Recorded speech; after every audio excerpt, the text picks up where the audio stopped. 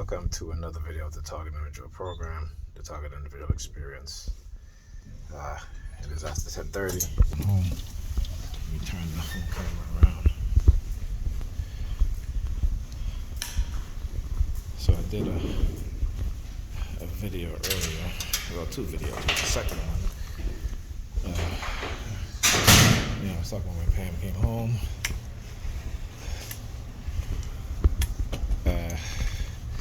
We got into a little discussion about tattoos and what have you. But she came home and she was like, "Oh, my stomach is killing me, acid reflux and blah blah blah." Okay, and you can't talk to someone who ignore what's wrong with them. She has stomach issues, bad acid reflux, what is it? Forgot the name of the other issue that she had with her stomach. But anyway, and she continues to eat food that she knows is going to get her stomach all upset, but she does it anyway, and then, I got to deal with the aftermath, right? So she comes in, goes to bed, right?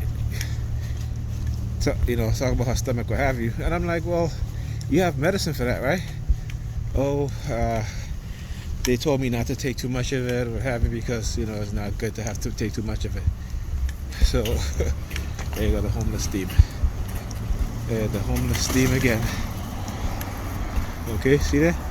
See the purple across the street there? The homeless steam again. Alright? Again, this is a recurring theme that they do. And I'm glad I can show these. I show this and explain it so that people can understand what's happening. So anyway, so like I said to Pam, I said, listen, take your medicine. Oh, I can't take my medicine because it's such and such, and all this acid reflux, what have you. Okay, well then take some Tums or something, Oh yeah, I should take that. So I had to go get her Tums to give it to her. So I asked her. I said to her, "How many Tums do you want?" All right. Homeless guys are out tonight. There they go. You gotta hear that loud bang? So anyway, the guy, I asked her, how many Tums do you want? And she didn't just say two, but she, like a little child, right? You ask them how much sense they want, they're like, so she did this, right? So I'm just like, okay, you can just say two, right? You know what I'm saying?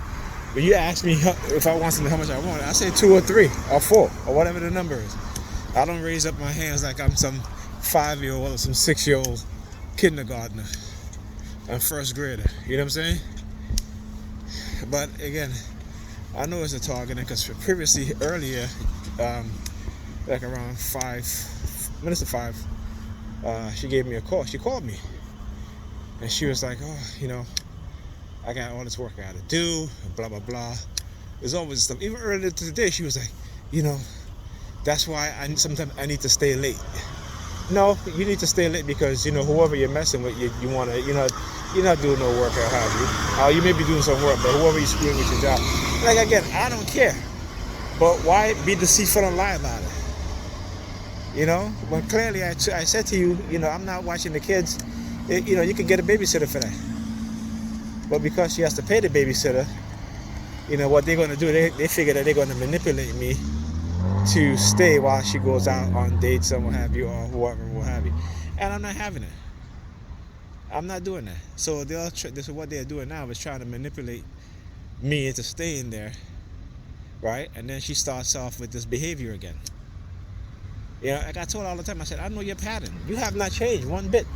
You may try to do things to try to deceive me even more, but I'm hip to your game. You know, I told her before. I said, don't let my feelings for you make you think I'm stupid. Right? I'm not. Okay, trust me. You know, so the kids were a little, you know, depressed because I'm leaving tonight. You know, Ethan, he comes and he gives me a hug because, you know, when I'm there, it's like they get the attention. They get that attention that children need. You know, like I said, for the past 2 nights, she's just been coming in and just doing what she does best. Go on her bed, lay down. She's on the phone. Go on her bed, lay down. I mean, yeah, we had this little discussion earlier, and I said, you know, you stop using your damn anecdotal experience and look at the overall picture. You know, I said, you know, y'all giving these young women advice, okay, but y'all don't even, you know, but look at y'all lives. Y'all want to be single, you want to date, you know, you want to such and such because you think that, you know, there's always something better out there. And no matter who you date. That's why a lot of y'all black women, when I say, I'm talking about black women here now, so I apologize to the TIs for this. So I need to make a distinction, right? Because, you know, they look at my video, so I gotta say this. This is why you see a lot of black women in their 40s and 50s dating as if they're in their 20s. Having 2, 3 kids, 4 kids, 5 kids, but still wanting men with no kids. Why? Because they're selfish. Why? Because they didn't want to deal with the father of their children, or for whatever the reason. Okay, and like I said, it's not all their fault. And I would never, when I speak like this, I understand this, that I put the blame on both us as black men and black women. But I put the bigger blame on white supremacy and this white supremacist system and what it has done and continue to do to black people. Okay, so the bigger blame goes to white supremacy. Okay, because, you know, when I listen to like Kevin Samuels, I listen to April Manson, I listen to Rebecca. I forgot her name, but she has a YouTube channel and she talks about relationships and stuff like that. And, you know, like, even tonight, my parents, let me give you an example. So she's like, well, I wish my mother would have showed me how to identify the red flag. I said, first of all, I said, when it comes to me, what red flags?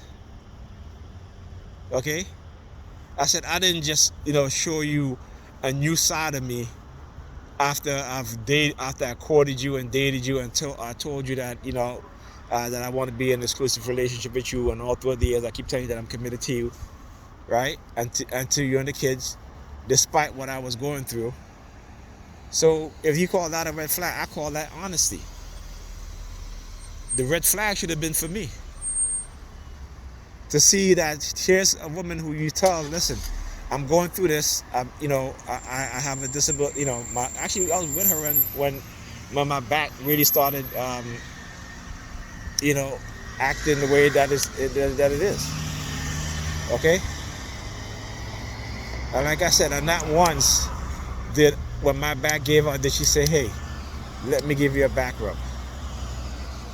Not once did she say, hey, you know what, you know, you can barely walk, you know, you made the kids breakfast, you ironed their clothes, the least I could do is, you know, take them to school.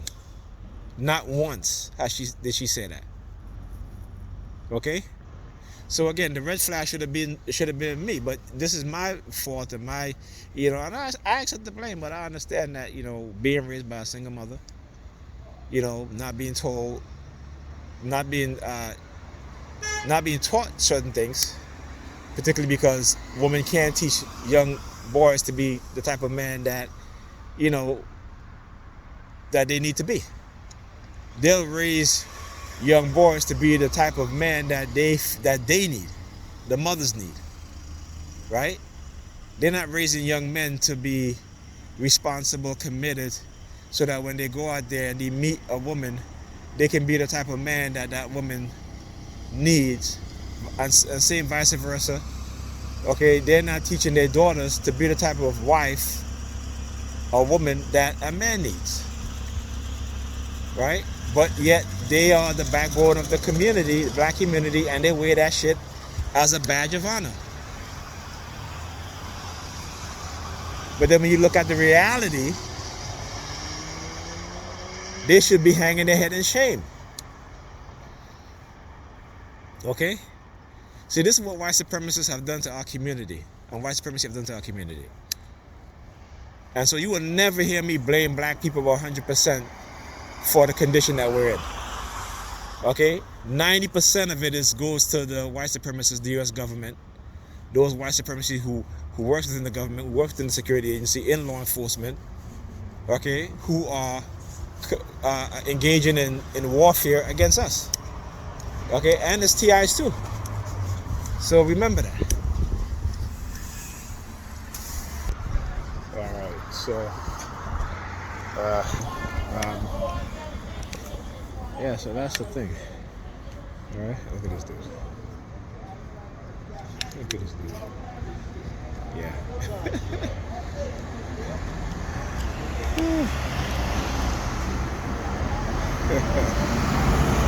Yeah, I'll tell you, weirdos and mentally ill.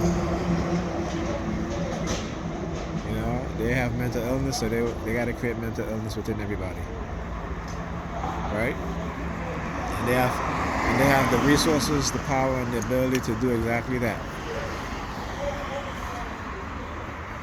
Okay. Anyway, I was saying about what's that? I was talking. Oh yeah, so within the black community, black women raising single kids. Remember, I told you guys.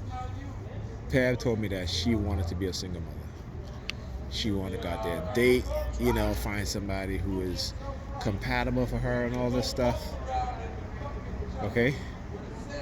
Here tonight doing our little discussion, she's like, you know, the whole red flag thing.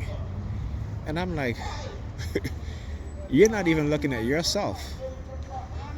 Right? But you're looking at every other man that you have dealt with. And the reason why, okay, you couldn't pick better is because of your mother. Not because of your father. You were raised by your mother.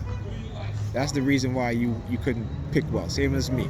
The reason why I couldn't pick well because I was raised by my mother, who never taught me what I should look for within a woman. Alright? And within my mother's religion, right? Pray to God, pray to Jesus, do all that stuff, right? But not teaching you the fundamental things of life, in life. Not teaching you the characters of different people, their character, you know, their influence, right? Shielding you away from the reality. And this is why you have a lot of us, particularly us black men, you know, in our 40s and 50s, who also have dysfunctional mentality. But my mentality is not dysfunctional. It was when I was young. But once I start to understand, and you know, being in this program wake me up to that, because I've learned to do research. I've learned to not just take people's word for it. I've learned to understand and know that, you know, that they are, in America, the majority of white people in America are racist and bigoted, right? And not understanding how we're used as we're young, we're working, you know, being paid less, working longer hours, right? And how that contributed to when we get older, to our bodies breaking down, our minds breaking down. Okay? But, you know, they got us so conditioned, work hard, get the bag, you're working, you're barely getting any sleep, you're not having a good relationship with anyone. Whether, you know, if you're a woman, not having a good relationship with men, if you're a man, not having a good relationship with women, it's about having fun, you know, sleeping around and such and blah, blah, blah. This is our conditioning, right? Our mentality, which has been conditioned into us. Okay? And the same thing had been done to those that came before us. So you see when they're walking around, right, like this, They're all brainwashed. They have no sense of self. Don't know who they are. You know, picking up a Bible given to them by some gay king talking about read the King James Bible. But the man was a homosexual. He was mad. And that's the truth, and that's the reality that a majority of black people don't even understand. Okay? They don't even know that. So, you believe in a Bible written by a madman. What does that make you? That makes you mad. Because everything you're reading in the Bible is written by a madman. So if you believe it, then you're mad. And you think I'm lying? Go look up King James. Go look him up. But yet these people, these black people think that somehow they're sane, right? Understand this. You are what you believe. You believe in this Christianity written by a madman, a Bible written by a madman. What does that make you? That makes you mad. It's like they say you are what you eat, right?